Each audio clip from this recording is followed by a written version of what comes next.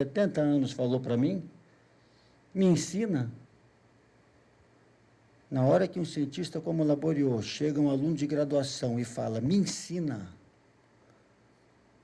ele não sabe o que ele me ensinou naquele dia. E outra, desculpando a indiscrição, a minha madrinha, a professora Sueli, paraninfa da minha turma, ela não vai lembrar desse episódio, mas nós estávamos sábado na Biomol, estudando, chega um aluno de graduação que estava começando a estagiar, chega no laboratório, professora Sueli varrendo o chão. Aí ele pergunta, professora, a senhora é a diretora do instituto, por que não pede para alguém varrer? E Sueli disse para ele, porque não existe trabalho indigno, existe trabalho que tem que ser feito. Então, a professora Maria Sueli, que hoje está aqui conosco, também me ensinou muita coisa, além da bioquímica que aprendi com ela, com essa frase. Então, acho que os nossos professores e nós, como educação, essa humildade frente ao conhecimento e a humildade também em reconhecer o quê? Que esse modelo que um dia foi bom, pode não ser.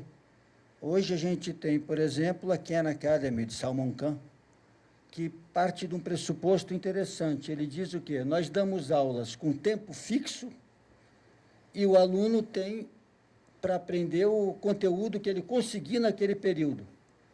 Por que nós, com toda a tecnologia disponível, não colocamos um conteúdo fixo e damos ao aluno o tempo necessário para ele aprender o que ele realmente precisa? Será que nós precisamos trabalhar ainda com semestres com tempo fixo e dar nota dizendo você aprendeu 30%, 70%, 80%? Ou será que o aluno tem aquele conteúdo para aprender, aquele assunto, e um pode aprender em 2 meses, um pode aprender em 8, o outro pode aprender em 1 ano. Mas nós tenhamos como garantir que ele realmente aprenda o que é importante. Então, são ideias que eu também gostaria de colocar para a gente refletir de como é que uma educação pode se posicionar no início do século XXI, com a internet e com tudo isso acontecendo. Obrigado, Marcelo. Quer comentar, não? Não. Não, eu acho que são, Marcelo, reflexões realmente de grande alcance. Realmente não... Você toca em questões, em pontos assim que dariam alguns seminários, né? Assim, de debate. Eu acho hoje que um sistema de educação hoje teria que ser um sistema com grande versatilidade, com muitas janelas assim que pudesse até estar assim mais adequado a diferentes cabeças das pessoas, né? Você pega, por exemplo, o ensino médio no Brasil hoje. O ensino médio no Brasil é um caso típico. Hoje nós temos estudantes se evadindo do ensino médio. Isso vem preocupando o Ministério, as secretarias de educação. Então, hoje, e não é fácil uma reforma da educação, e sobretudo num país com tanta diversidade como o Brasil, e com tantas diferenças regionais e culturais. Não é fácil. A padronização, de fato, ela é complicado. Eu sempre faço uma colocação. No fundo, se isso fosse possível, cada aluno é um currículo. Cada aluno é um currículo. Mas surge a necessidade de uma educação de massa, de uma educação em sala de aula, e surge aquilo que aquele grande educador, o Claparede, ele já denunciava aí há mais de 100 anos, o aluno médio, né? Ou seja, nós damos aula hoje para o aluno médio. Isso é uma aula, ela prejudica dos dois lados, e não há solução. Possivelmente, eu acho que com essa riqueza das novas tecnologias, se isso aí for começar a ser bem utilizado, acho que na educação, no ensino, isso pode acrescentar uma riqueza impressionante ao processo processo pedagógico. Eu acho que, por isso que eu falei e insisto que essa dimensão internacional que está adquirindo a pós-graduação da Católica, com esses professores até vindo de fora, nós poderemos ter no dia de amanhã até alunos aqui fazendo curso à distância com professores de outras universidades, com intensos programas de cooperação. Acho que, e nós marchamos, aí entra aquele lado que é o lado cultural. Nós marchamos cada vez mais para uma educação intercultural, interpaíses. Não é fácil isso aí, são inúmeros desafios. Eu participei um pouco, uma experiência assim, pessoal minha, recente, que a gente não sabe se vai dar certo ainda, aquele projeto da Universidade Federal da Integração Latino-Americana, lá em Foz do Iguaçu, que é uma universidade bilíngue. E ela tem um projeto pedagógico bilíngue. E por esse projeto, e pela própria lei que criou a universidade, tanto os professores quanto os alunos devem pertencer igualmente aos países, metade do Brasil e metade da América do Sul, América Latina. Mas, olha, o que os professores da UNILA, assim, os desafios que eles estão enfrentando, de repente, numa sala de aula de graduação, tem alunos do Paraguai, da Argentina, do Peru, do Chile, um falando em espanhol, o outro falando em português. É impressionante, é um negócio extremamente rico. Então, numa situação como essa aí, você tem que mudar a tradição, mudar o sistema tradicional. Você não pode mais naquele sentido da aula tradicional. De forma o seguinte, eu acho que as suas reflexões, né, você vem da biologia, né? A biologia tem uma... Ainda falava agora com a nossa coordenadora da pós-graduação, né? A biologia tem dado ao Brasil assim, grandes educadores, como o Frota Pessoa, né, como a Miriam Krasiuschik, lá da Universidade de São Paulo, e tantos outros, né? Eu acho que é uma contribuição, e esse é um outro dado também, enriquecedor da educação. A educação, ela se torna cada vez mais interdisciplinar. Ela precisa cada vez mais do aporte de várias ciências. E só para completar, um dos clássicos educadores, né, que vem da biologia também, um dos grandes educadores que o Brasil possuiu, o Almeida Júnior, né?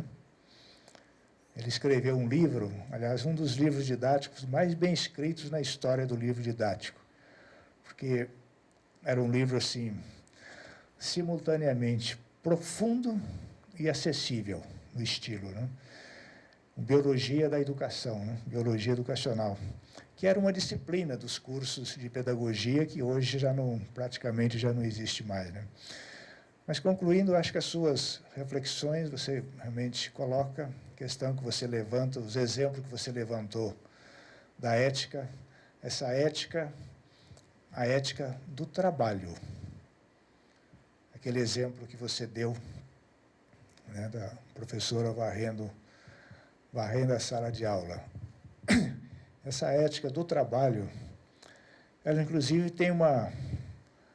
Não sei se é a origem, mas ela vem um pouco das corporações medievais. É um negócio extremamente importante. Hoje está assim, está um pouco empoeirado isso aí. Mas houve um período, porque são duas coisas distintas, a ética no trabalho e a ética do trabalho. Estou me referindo à ética do trabalho. Assim, houve assim, um período, né, em que um carpinteiro, ele se orgulhava de dizer que era carpinteiro. Ele tinha um orgulho dessa profissão. E assim com as demais profissões. Isso está um pouco desgastado hoje, né? O Brasil, que está fazendo um trabalho sobre a educação profissional, Essa é uma herança da Idade Média, essas corporações.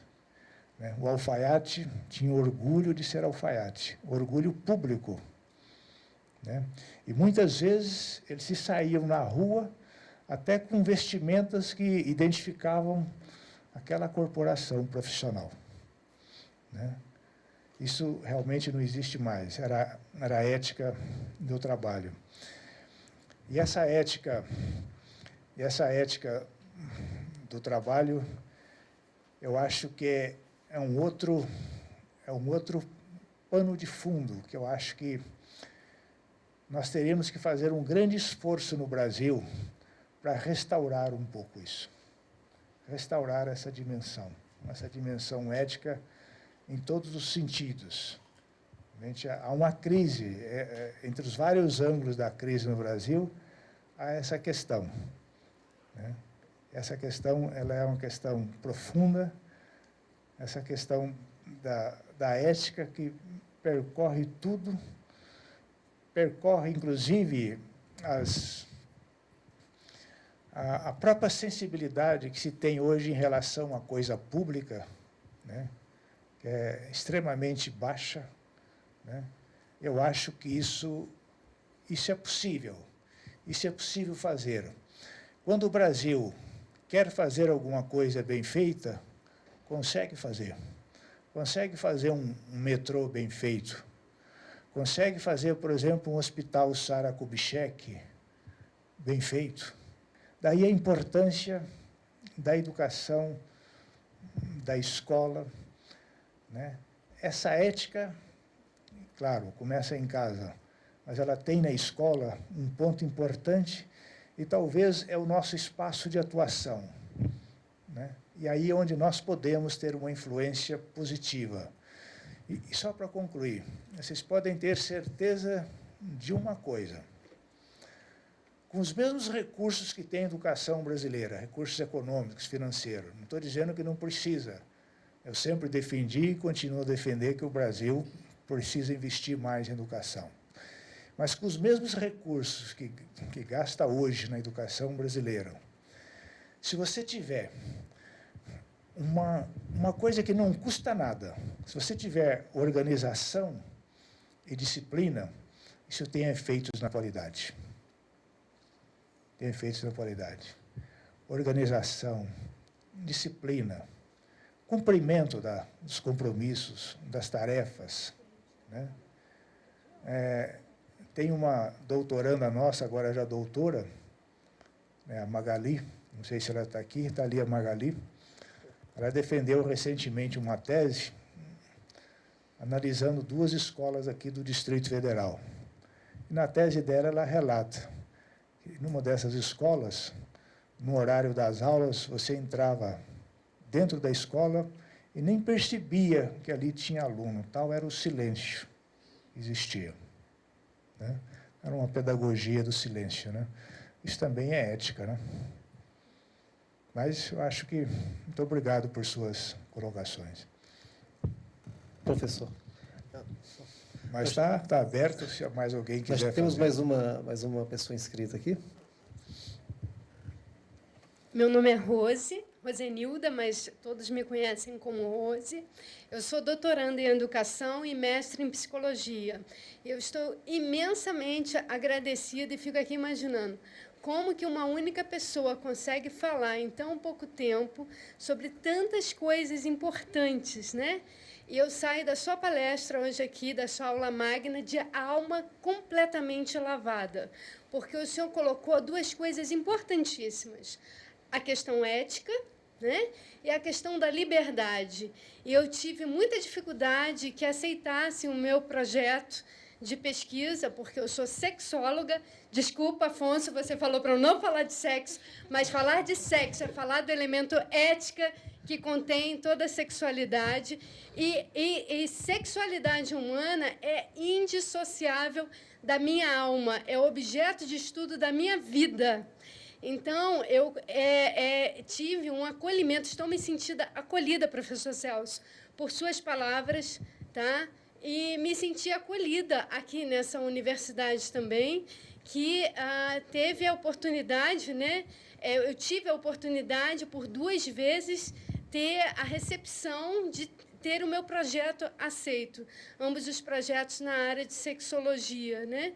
Então, como eu atuo em ambas as áreas, terapêutica e educacional, para mim é extremamente importante todo esse acolhimento que a universidade, todos os professores que eu tive o prazer de ter, né, a aula com o professor Afonso aqui presente, como a minha orientadora, Sandra Francesca, que acolheu calorosamente o meu projeto, que diz respeito à educação para a sexualidade, né, a escuta de pais e professores, né, a educação para a sexualidade inserida no ensino fundamental. E isso é usar.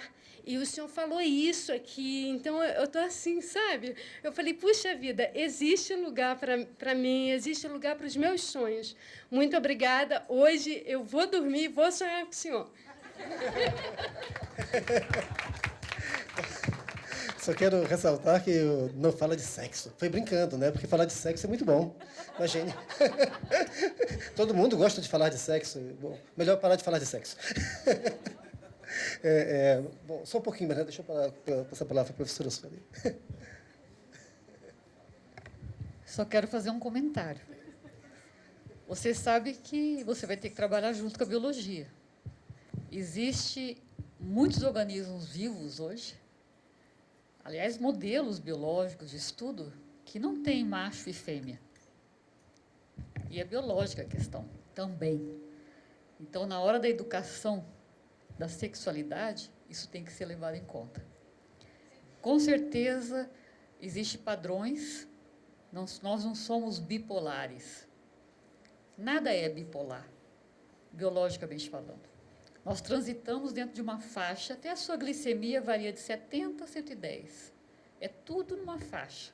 Se você sai muito para cima, muito para baixo, você entra num processo patológico, mas se existe uma variação de todas as variáveis biológicas vivas desse planeta Terra.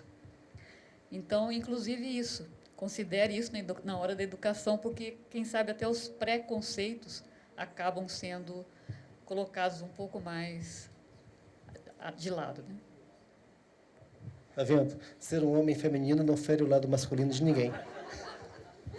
Bom, o Demerval tem uma pergunta também. Acho que depois a gente vai, talvez, ter que encerrar as perguntas. O senhor quer? Bom, o senhor manda no tempo. Boa tarde, professor Demerval. Um complemento a 2 coisas que o colega falou e que o senhor falou. Há 1 ano e meio atrás, eu era o cara no Ministério da Educação que tinha que fazer essa integração da tecnologia com a educação para a formação de professores. E é muito difícil, né? Nós conseguimos mudar muito no Brasil nos últimos anos, o Brasil cresceu bastante, com 2 conceitos muito difíceis na área de educação, que era quebrar um preconceito de que conteúdo e forma não tem que estar junto, e meio e método são coisas diferentes. Uma aula expositiva usando o PowerPoint continua sendo uma aula expositiva, não se mudou o método, se mudou o meio. E aí eu faço um elogio à casa, porque na aula do professor Kahneman eu consegui fazer uma apresentação utilizando toda a tecnologia possível, separando o conteúdo da forma, utilizando vídeos, linguagens, objetos de aprendizagens, e foi permitido na Católica.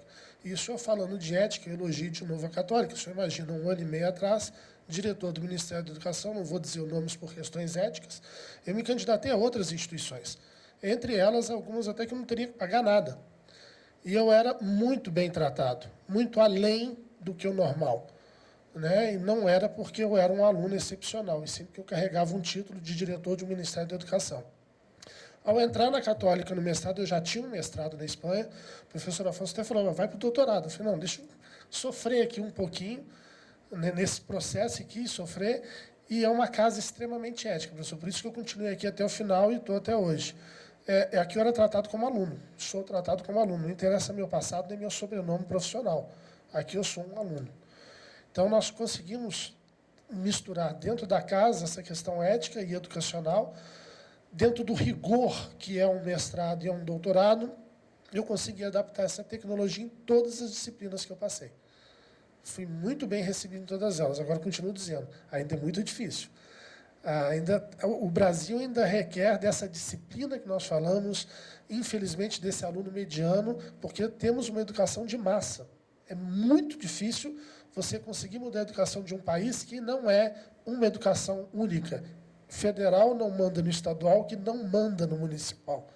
Então, quando você tem essa dificuldade de mando aliado à política, nós ainda vamos sofrer um pouco. Mas só como acalhando, professor, um dos programas que nós desenvolvemos, chama Aluno Integrado, tem 80 mil alunos formados 100% à distância, 100% na área profissional, que ensina o aluno a fazer manutenção de hardware.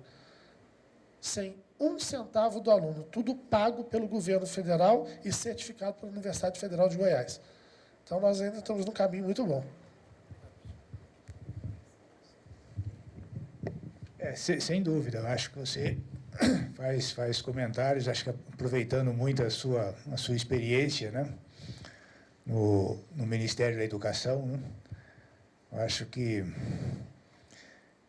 é um depoimento assim que eu concordo plenamente com ele. Eu acho que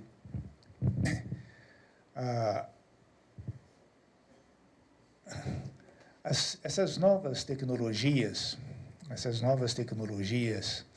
elas estão... o nosso jovem hoje é uma cabeça diferente.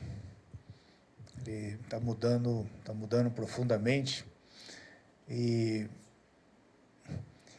aí vem uma questão que o Marcelo também colocou, é uma questão que preocupa hoje a política de educação.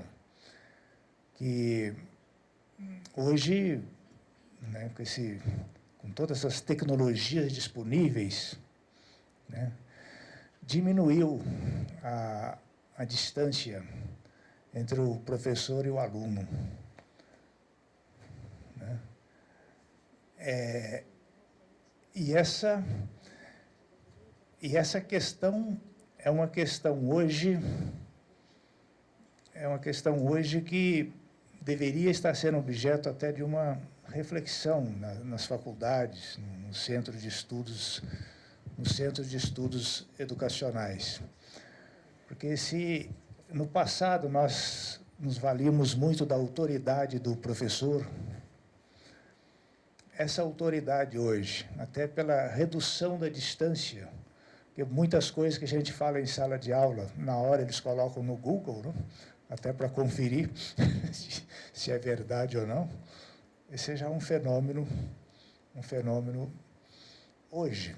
E essa pesquisa recente aí, já nas favelas, mais de 80% dos jovens já estão usando a internet.